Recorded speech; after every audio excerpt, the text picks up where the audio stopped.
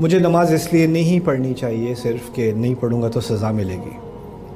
اصل میں قرآن نے نماز کے مقاصد، اصل مقصد کیا ہے کہ میرا رب مجھے یاد رہے، اقم الصلاۃ لذکری، اپنے رب کو یاد رکھنا۔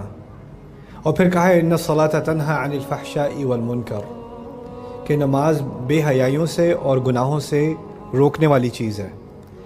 میں نے نماز کی طرف آنا ہے اپنی حفاظت کے لیے۔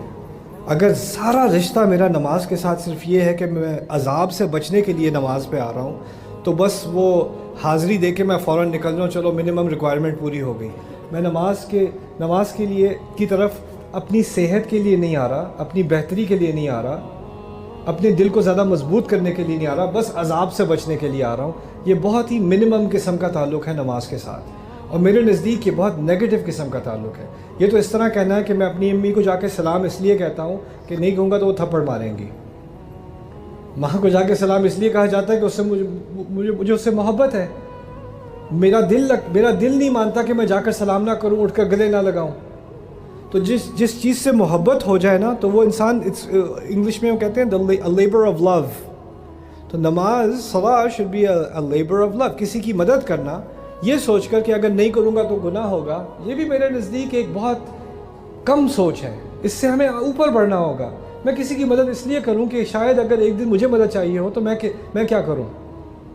اور اللہ تعالیٰ نے یہ جو تحفہ مجھے دیا ہے، یہ انسان میرے جو سامنے ہے جس کو مدد کی ضرورت ہے، یہ تحفہ دیا ہے مجھے ایک، کہ اس کے ذریعے میں اپنے گناہ معاف کروا لوں۔ اس کے ذریعے اللہ تعالیٰ نے مجھے اپنی خدمت کرنے کا ایک موقع دیا ہے۔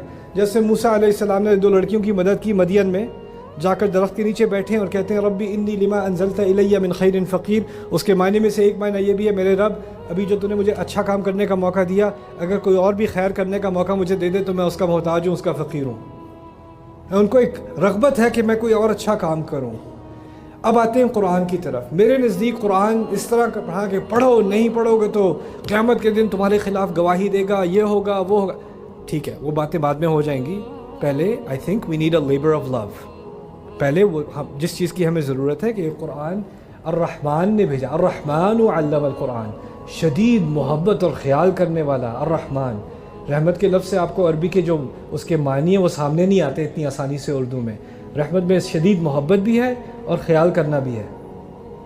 جس ہستی کو مجھ سے اتنی شدید محبت کہ کسی اور کو مجھ سے اتنی محبت نہیں جتنی اس کو ہے، اور جتنا وہ میرا خیال کرتا ہے کسی اور کو میرا اتنا لحاظ نہیں، اتنا خیال نہیں جتنا اس کو ہے۔ اس نے اپنی محبت کی بنیاد پر فیصلہ کیا کہ وہ مجھے قرآن سکھائے۔ الرحمن علم القرآن۔